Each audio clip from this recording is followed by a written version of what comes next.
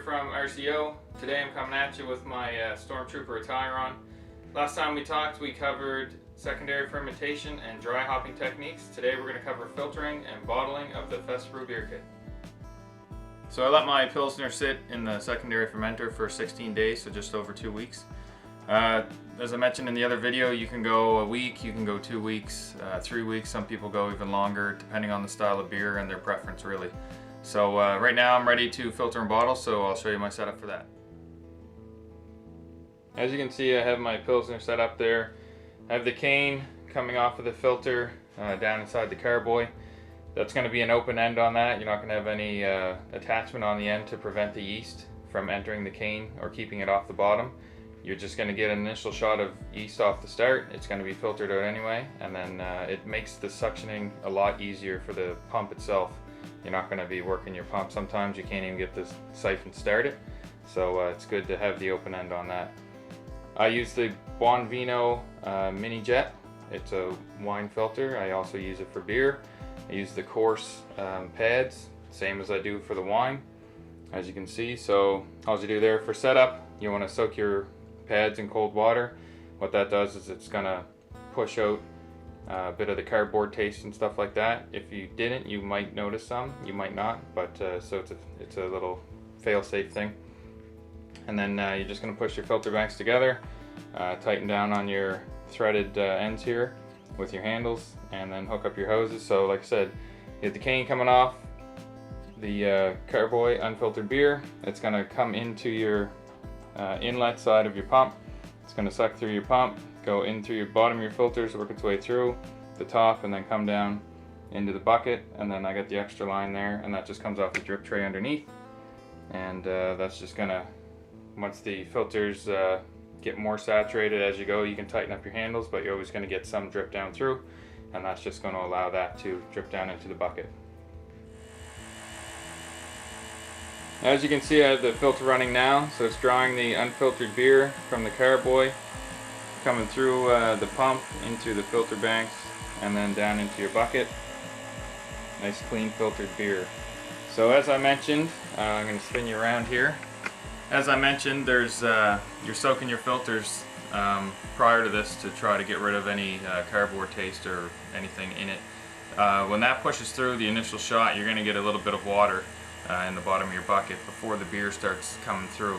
So it's up to you. You can stop your filter at that point. You can dump out that little bit of water, or you can just let it go. It's clean water. It's not going to dilute your beer enough that you're going to notice it in the flavor or the percentage. It's a very small amount of water, so I'll leave that one up to you guys.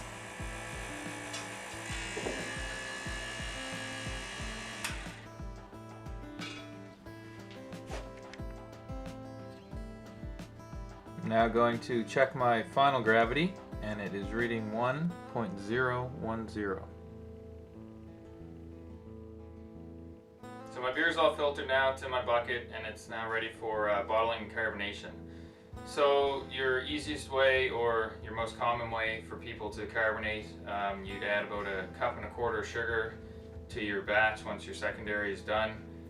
Stir it up, mix it evenly, and then you would put it in your bottles, your glass bottles, and then cap them off 2 weeks time in a warm area. The sugar you put in reactivates the yeast. CO2 is a byproduct, forces its way into the liquid because it has nowhere else to go because it's capped, and that's how you get your carbonation. Then you can let it sit for a couple more weeks or a month after that, and it's going to condition, and the bubbles will get finer, and it's going to be good beer.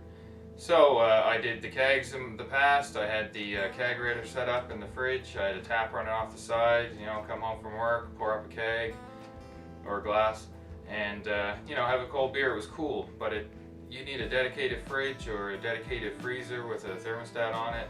Something very large and elaborate, and it will get more and more elaborate the further you get into it. So we did a huge renovation 4 years ago. The fridge died on me during the reno, so I got rid of it, and I looked to an alternate way to do it that would be easy, and it would give me still the same quality of draft-like beer. So what I do now is I filter it like I did, and I put it in 2-liter pop bottles, and I'm going to carbonate it with CO2. So the thing is, there's fittings you can buy at the brewing centers, Noble Grapes where I go. They're 20 bucks a piece. They fit on top of your 2-liter pop bottle, and you run that off of your CO2, and it has the same fitting as your, which would hook up to your corny kegs. Hook that up, force carbonate it, shake it, and then the next day you've got beer ready to go. But you're going to do 12 bottles per batch, and then you're going to have one cap for 20 bucks a piece. So you're going to buy 3, 4 anyway. You can do 4 a night, let them sit till the next day, switch the caps out, but still it's expensive. So what I did, some research, and discovered that you can make these yourself for far, far cheaper. So all this is your normal 2-liter cap for your bottle of pop, or soda if you're from the States. So I just bought the Schrader valves, 4 stainless steel Schrader valves at Napa, was $18. All you do, drill a hole through the bottom, same size as same diameter as your Schrader valve, stick that up through. It's got a rubber seal on bottom. You screw this nut back down on the top. Once you tighten that sucker down, she seals. You get your little cap here, just in case you don't want to end up bumping that once you get her charged. But anyway, so I got 4 of these made up, 4 of these ready to go. So that's what I do now. I fill up my 2-liter pop bottles, I put these caps on it. I'll put all 12 of them in the fridge, get it nice and cold. Prior to doing that, it carbonates easier when it's colder. So then you'll have 4 ready to go the next day. Once they're charged and good to drink, you can switch the caps out.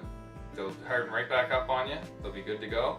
And then you can charge another 4 and so on until all your beer is charged. Then you got like approximately 11.5 2-liter pop bottles in your fridge ready to go at any time. Now it's not the nicest looking thing to bring around to parties or to your buddy's house or whatever, so I usually just keep that for when I'm at home. That's what I use, or if I got some close friends coming over that don't care, or family members that don't care, then they can drink out of the 2-liter pop bottles. You can pour it off into a pitcher all in one, or you can pour glasses and replace your cap, and it'll stay good there for a few days at least. So if you're not up for drinking the contents of a 2-liter all in one sitting, you can pick at it over a couple days and the carbonation will still stay good. So I still do the old method with the sugar for carbonation, and I bottle it in 750 ml bottles, and I've made up some nice wooden 6-pack holders for them, which is equivalent to around 11.5 beer per 6 750 ml. So it works out really good, and that looks fancy when you show up at a party or you go to your buddy's house for a hockey game or anything like that. So getting back to the filtering part of it, a little part of the cleanup, what I like to do when I'm done filtering the wine or beer is get about 5 or 6 cups of hot water in a container, and I'll draw from that and I'll run it back into the dirty carboy, and what that's going to do is going to flush out your motor and prevent anything from gumming up or contaminating it.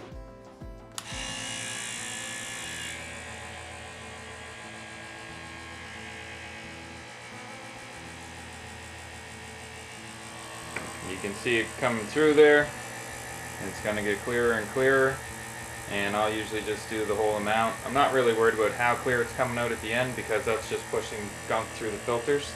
I'm worried about what's going through the motor here, and that's nice and clean. And there you go. Done. I'm now ready to start filling my bottles. What I like to do is set up my drip tray on the floor, arrange all my bottles nice and neat, and as you can see, I have the cane with the open end going down into the bucket, and on that, the red there is a little clip that holds your cane in place when you're siphoning. And down below here is a siphoning or filling rod, and on the end of that is the black check valve. So what you're going to do is just manually start your siphon with your mouth and get that going, and put it down inside one of the bottles as quickly as possible, and go ahead and fill.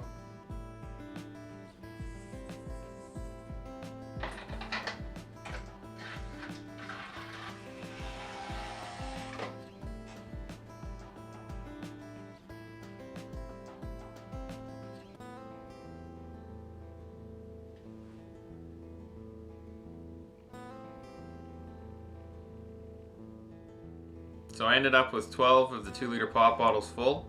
Now I'm going to place the caps on them, squeeze out the air, and get ready to carbonate. So what I'm going to do for this is place the cap loosely on the 2-liter pop bottle, and I'm going to squeeze it until I see beer coming out of the top.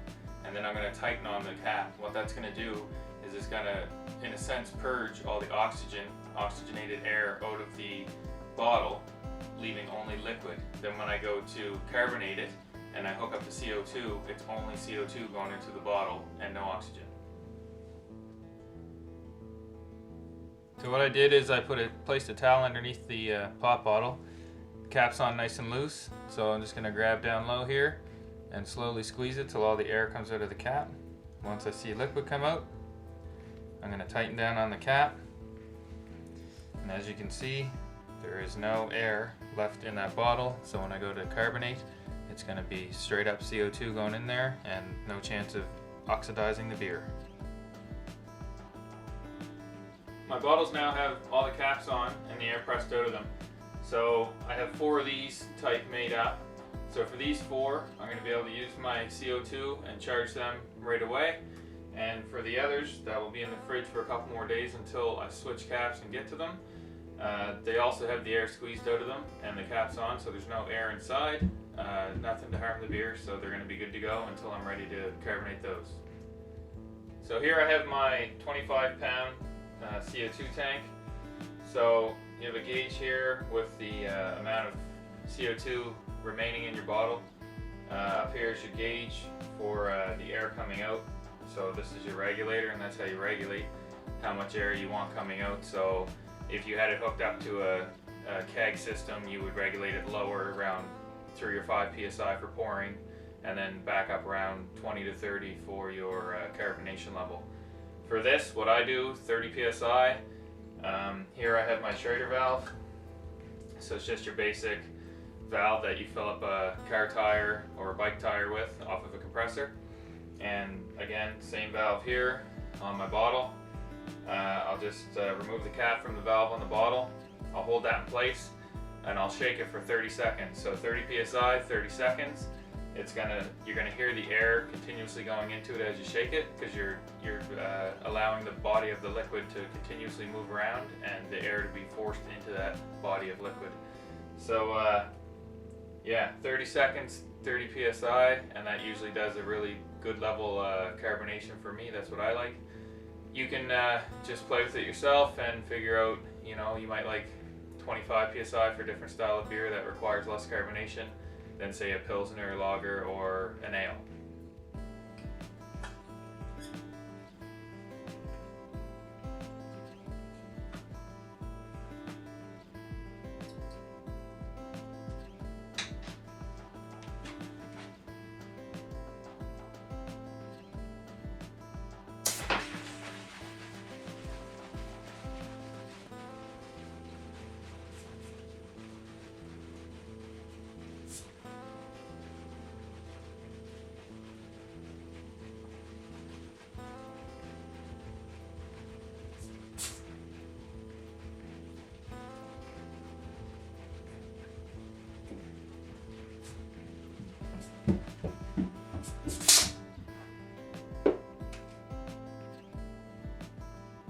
So as you can see, after the forced carbonation, the bottle's nice and hard now, and it's got a lot of foam at the top.